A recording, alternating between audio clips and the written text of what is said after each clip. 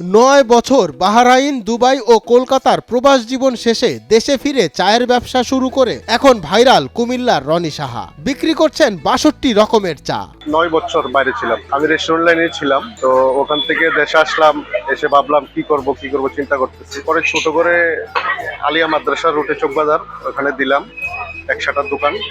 দেখছি ভালো রেসপন্স পাইছি, পরে এটা দিলাম একটু বড় করে। স্পেশাল মনপুরা চা, ইরানি চা, জাফরানের দুধ চা, খেজুর নারিকেল চা সহ এমনই নানা স্বাদের ও বৈচিত্র্যের চা উপভোগ করতে প্রতিদিন শত শত মানুষ ভিড় করেন এখানে। আমরা খুব পছন্দ করি চা খেতে এবং খাওয়াতে, এই জন্য প্রায় আমরা বন্ধু বান্ধবরা মিলে চায়ের আড্ডায় আসি।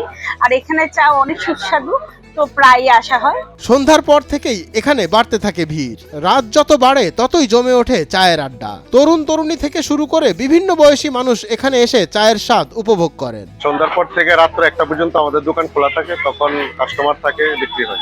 বিভিন্ন দেশে ভিন্ন ভিন্ন স্বাদের চা খাওয়ার অভিজ্ঞতা থেকেই দেশে এসে নতুন কিছু করার চিন্তা করেন রনি। ৬ বছর আগে কুমিল্লার চকবাজারে ছোট পরিসরে চায়ের দোকান শুরু করেন তিনি। বর্তমানে প্রতিদিন ৮০ থেকে ১০০ কেজি দুধ প্রয়োজন হচ্ছে তার চা বানাতে। ডেইলি ৮০ থেকে ১০০ কেজি দুধ যায়।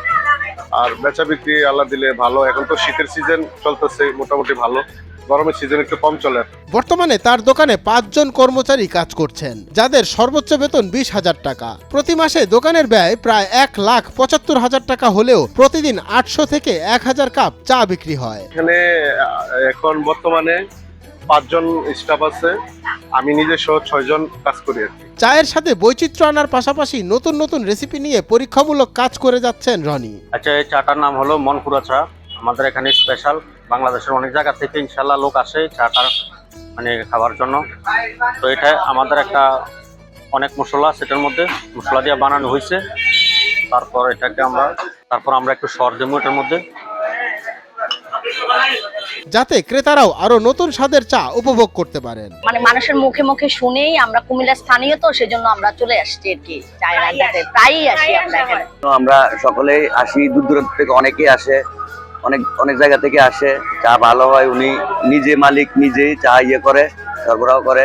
চা প্রেমীরা বলছেন চায়ের স্বাদে ও গুণগত মান ধরে রাখার কারণে ইতিমধ্যেই চায়ের আড্ডা কুমিল্লার অন্যতম জনপ্রিয় চায়ের দোকানে পরিণত হয়েছে। চা প্রেমীদের জন্য এটি শুধু একটি দোকান নয়, বরং আড্ডার প্রাণকেন্দ্র হয়ে উঠেছে।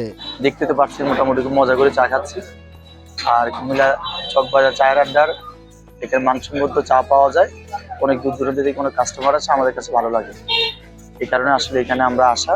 মঞ্জুর এ মাওলা, নয়া দিগন্ত।